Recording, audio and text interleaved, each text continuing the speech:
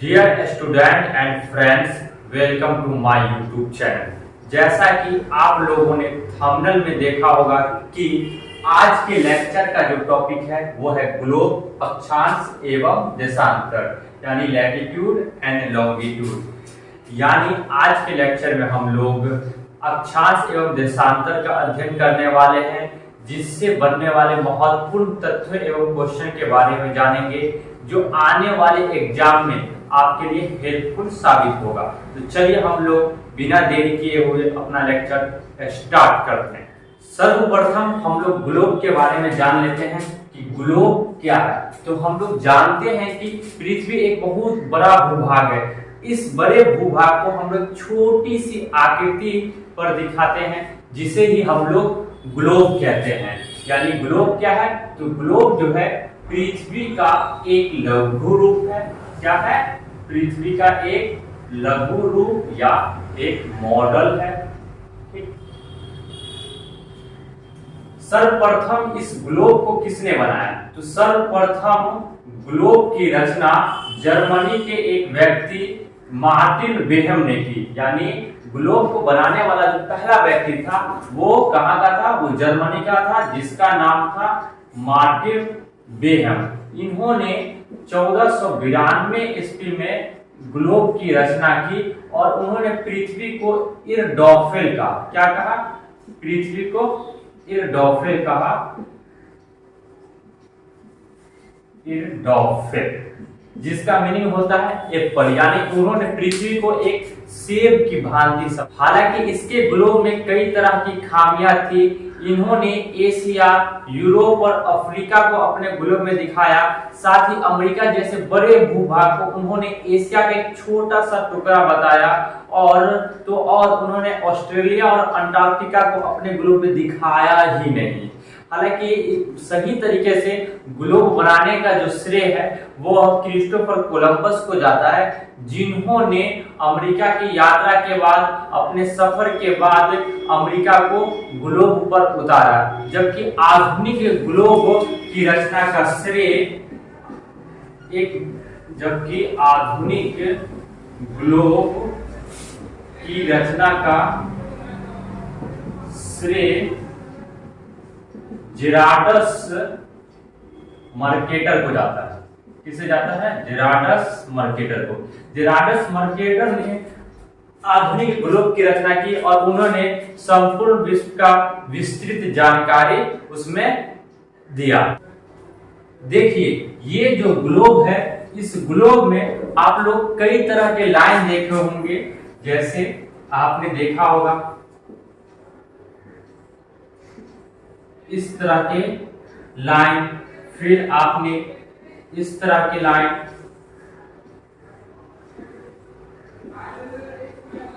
कई तरह के लाइन देखे होंगे।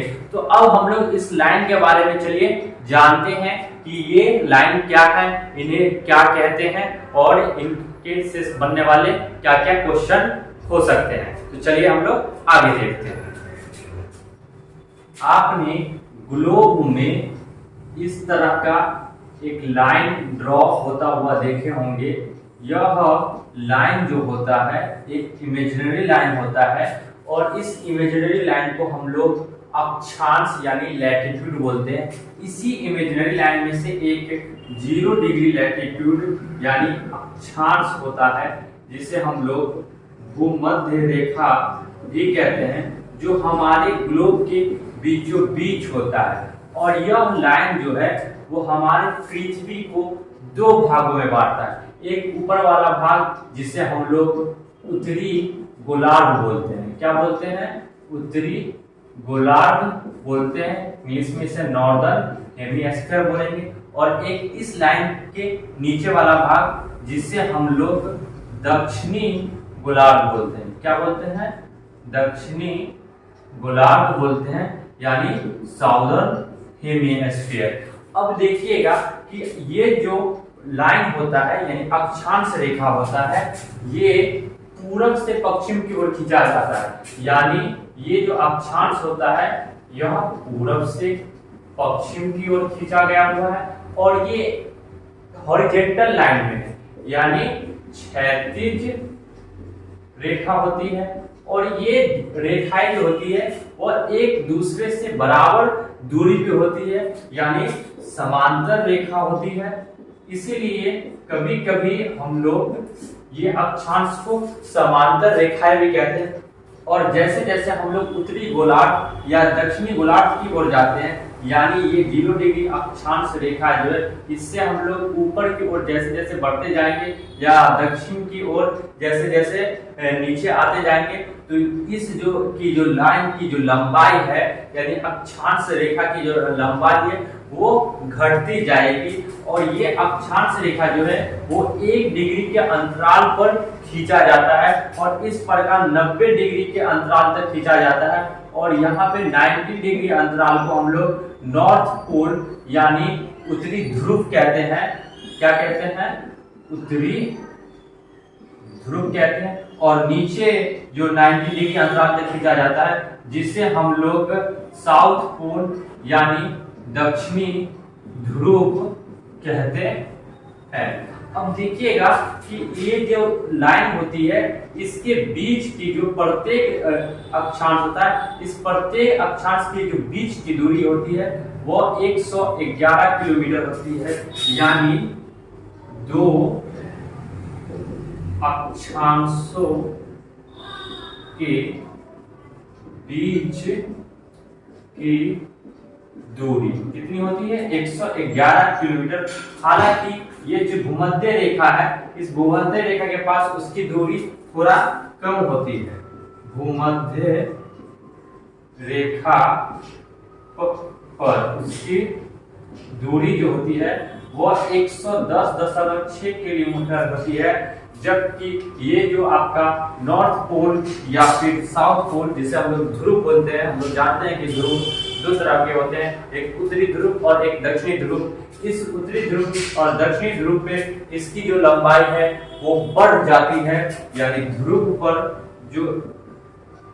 जो दूरी होती है, जो अक्षांशों के बीच की दूरी, वो 111.7 किलोमीटर होती है। कितना होती है? 111.7 किलोमीटर।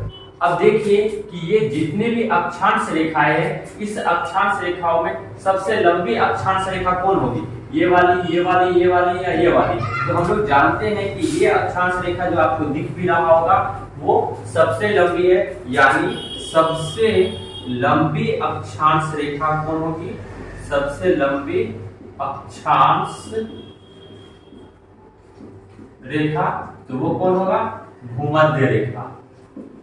भूमध्य रेखा वाली अक्षांश जो जिसे हम लोग 0 डिग्री अक्षांश बोलते हैं, ये सबसे लंबी होगी। और इसकी लंबाई कितनी होती है? तो इसकी लंबाई होती है 40,075 किलोमीटर। तो इस प्रकार ये भूमध्य रेखा से बनने वाले कुछ तथ्य थे। और एक और क्वेश्चन बनता है कि आपको अक्सर एग्जाम में पूछ देता है कि भूमध्य रेखा की यानी अक्षांश रेखाओं की संख्या कितनी है। अभी देखिए, जैसे हमने बताया था कि ये जो आपका 0 डिग्री लैटिट्यूड है, यानी 0 डिग्री अक्षांश जिसे हम लोग भूमध्य रेखा बोलते हैं, इसके ऊपर और नीचे 1 डिग्री के अंतराल पर आपको क्या बनता है? अक्षांश बनता है। और इस प्रकार ऊपर कितना हो जाएगा? 90 और नीचे 90, यानी अक्षांशों की संख्या कितनी हो जाएगी? अक्षांशों की संख्या। तो देखिए, एक तो हो गया आपका भूमध्य रेखा वाला ये वाला अक्षांश, और इसके ऊपर 90 और इसके नीचे भी 90। इस प्रकार ये कितना हो गया? टोटल 181। लेकिन यहीं पे स्टूडेंट कंफ्यूजन हो जाते हैं कि अक्षांशों की संख्या तो 100, कभी कभी एग्जाम में आपको 179 ही दे देता है। अब देखिए, यहाँ पे हमने कहा कि ऊपर आपको जो वृत्त बनता है यानी जो रेखा बनता है वो 90 डिग्री बनता है, लेकिन यहाँ पे ध्रुव पे जाकर देखिए, ध्रुव पे कोई लाइन वगैरह नहीं बनता है, और ना ही यहाँ और यहाँ किसी प्रकार का कोई लाइन नहीं बनता है। इसलिए जब आपको अक्षांश रेखा पूछे, अक्षांश रेखा या फिर वृत्त की संख्या पूछे, तो ये आपको एक तो होगा ही, लेकिन ऊपर इसमें आपको किसी प्रकार की रेखा नहीं बनती है, इसलिए वो घट जाएगा। तो वो कितना हो जाएगा? 89। और नीचे भी यहाँ पे भी आपको किसी प्रकार का कोई रेखा नहीं बनती है, यानी एक मात्र बिंदु प्रकार का है, इसलिए यहाँ भी 89 हो जाएगा, यानी ये टोटल हो गया 179। तो यहाँ पे ये बात ध्यान रखिएगा कि अक्षांशों की जो कुल संख्या है वह 181 है, और उसका अक्षांश वृत्त या अक्षांश रेखाओं की जो संख्या होगी वह 179 ही होगी, क्योंकि ऊपर नॉर्थ पोल और साउथ पोल पर किसी भी प्रकार की कोई रेखा नहीं बनती है। तो उम्मीद करता हूं कि ये आपको समझ में आया होगा। चलिए अब इस पे आप देख रहे हैं कि कई तरह के लाइन है, इस लाइन का मीनिंग है, तो उस लाइन के बारे में हम लोग एक एक करके जान लेते हैं। हम लोगों ने अक्षांश रेखाओं के बारे में जाना कि इस प्रकार जो हॉरिजॉन्टल लाइन में आपको पूरब से पश्चिम जो रेखाएं खींची गई है उसे हम लोग अक्षांश रेखाएं कहते हैं। उन्हीं अक्षांश रेखाओं में से एक है 0 डिग्री लैटिट्यूड, जिसे हम लोग इक्वेटर यानी भूमध्य रेखा कहते हैं। अब देखिए सूरज की जो किरण होती है वो सबसे अधिक इसी रेखाओं के आसपास यानी इर्द गिर्द होती है, जिसकी वजह से इस रेखाओं के आसपास का जो क्षेत्र होता है उसका टेम्परेचर हाई होता है, यानी वो सबसे अधिक गर्म क्षेत्र होता है। जैसे 21 मार्च और 23 सितंबर का दिन एक ऐसा दिन आता है कि सूरज की किरण जो होता है इस जो लाइन है जिसे इक्वेटर बोलते हैं उसके डायरेक्ट ऊपर हो जाता है, यानी परपेंडिकुलर लंबवत हो जाता है, सीधे सामने हो जाता है, जिस वजह से 21 मार्च और 23 सितंबर को दिन और रात समान होता है। क्या होता है? दिन और रात समान होता है, और इस घटना को हम लोग इक्विनॉक्स बोलते हैं। क्या बोलते हैं? इक्विनॉक्स बोलते हैं, हिंदी में इससे विषुव बोलते हैं। यही वजह है कि हम लोग 0 डिग्री अक्षांश जिसे हम लोग भूमध्य रेखा बोलते हैं उससे विषुव होने की वजह से इसका नाम विषुवत रेखा भी, क्या है?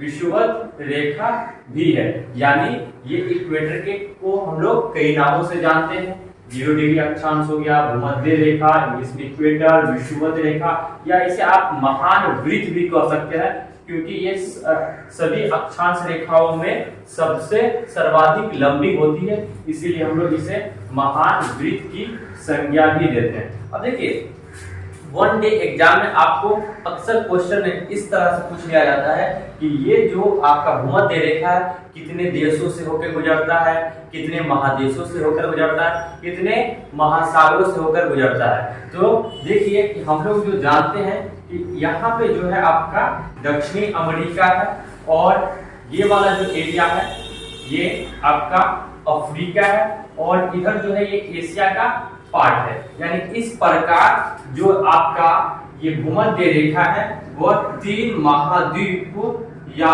फिर 3 महादेश से होकर गुजरता है। एक महादेश आपका हो गया दक्षिण अमेरिका, कौन सा? दक्षिण अमेरिका। दूसरा हो गया आपका अफ्रीका, और तीसरा हो गया वो एशिया। अब देखिएगा यहीं पर आपके इस तरफ प्रशांत महासागर है, यहाँ पर अटलांटिक महासागर है, ये हिंद महासागर है, और फिर जब ये ग्लोब है तो ये फिर इस प्रकार इधर क्या आ जाएगा? प्रशांत महासागर। यानी यह 3 महासागर से भी होकर गुजरता है। एक आपका कौन सा हो जाएगा?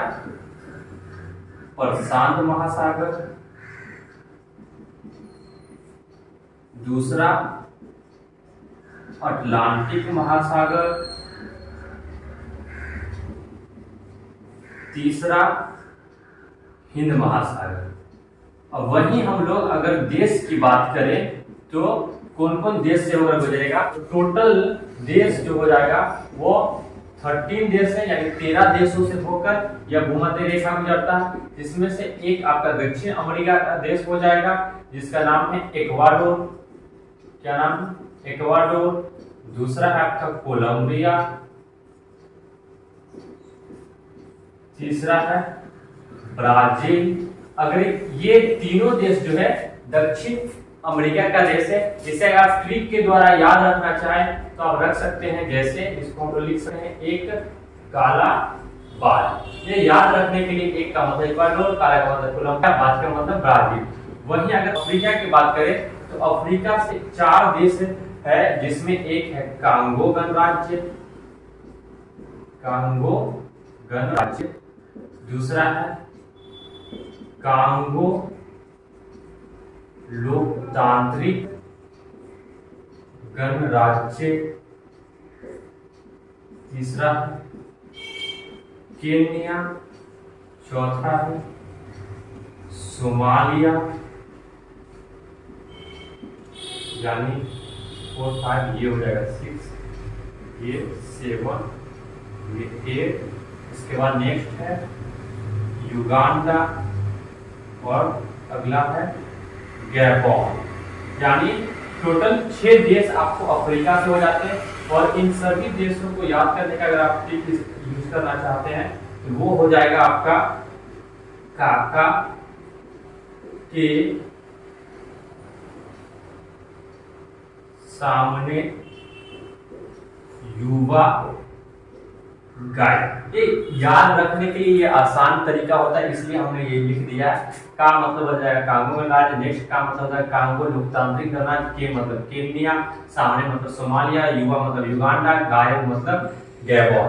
अब नेक्स्ट जो एशिया का देश है, एशिया के देशों में यानी एक आपका इंडोनेशिया हो जाता है, एक इंडोनेशिया, एक आपका किरिबाती हो जाएगा,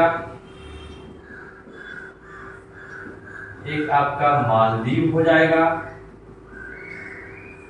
और 13 यानी last Sao Tome and Principe हो जाएगा। ये भी एक देश का नाम है। यानी इसका जो ट्रिक हो जाएगा, आप इसका ट्रिक ऐसे लिख सकते हैं, इंडोनेशिया की मौसम। इंडोनेशिया से आपका इंडोनेशिया हो गया, टी से आपका किरिबाती, मौ से मालदीव और सी से साओ टॉम प्रिंसिप हो जाएगा। यानी अगर हम लोग इसको फिर से एक बार रिवीजन कर ले तो टोटल कितना देश हो जाएगा। यानी यहाँ शुरू से हम लोग कर लेते हैं कि ये जो आपका भूमध्य रेखा है वो कितने महाद्वीपों से होकर गुजरता है। 3 महाद्वीप है, एक आपका दक्षिण अमेरिका, उसके बाद दूसरा अफ्रीका और तीसरा एशिया। और कितने महासागरों से होकर गुजरता है, 3 महासागर से, एक प्रशांत महासागर, अटलांटिक महासागर और ये हिंद महासागर। और टोटल कितने देशों से होकर गुजरेगा, तो टोटल 13 देश से होकर गुजरता है। इक्वाडोर, कोलंबिया, ब्राजील, ये सभी दक्षिण अमेरिका का देश है। जिसका ट्रिक है एक काला बाज, एक से इक्वाडोर, काला से कोलंबिया, बाज से ब्राजील।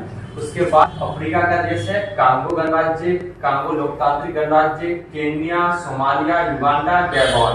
ये टोटल 6 देश है अफ्रीका का। जिसका ट्रिक है काका के सामने युवा का मतलब कांगो गणराज्य, फिर नेक्स्ट का मतलब कांगो लोकतांत्रिक गणराज्य, के मतलब केन्या, सामने मतलब सोमालिया, युवा मतलब युगांडा, गाय मतलब गैबोन। उसके बाद फिर आपका एशिया का आपको 4 देश हो जाता है, एक इंडोनेशिया, एक किरिबाती, एक मालदीव, एक साओ टॉम एंड प्रिंसिप। इसका ट्रिक हो जाएगा इंडोनेशिया की मौसी, इंडोनेशिया से इंडोनेशिया, की से किरिबाती, मौ से मालदीव और सी से साओ टॉम प्रिंसिप। अब हम लोग नेक्स्ट लेक्चर में देखेंगे कि ये हम लोग 0 डिग्री जो अक्षांश था उसके बारे में पढ़े, लेकिन इसके इस तरफ आप देखिएगा कि एक 23.5 डिग्री लैटिट्यूड है, जिसे हम लोग ट्रॉपिक ऑफ कैंसर बोलते हैं। वहीं साउथ साइड में आपको एक 23.5 डिग्री जो है वो लैटिट्यूड है, जिसे हम लोग ट्रॉपिक ऑफ कैप्रिकॉर्न बोलते हैं। नेक्स्ट लेक्चर में हम लोग ट्रॉपिक ऑफ कैंसर यानी कर्क रेखा और ट्रॉपिक ऑफ कैप्रिकॉर्न यानी मकर रेखा से संबंधित तथ्यों या क्वेश्चनों के बारे में जानेंगे। तो चलिए आज का लेक्चर हम लोग यहीं पे समाप्त करते हैं। Thank you class, best of luck, have a nice day, bye bye.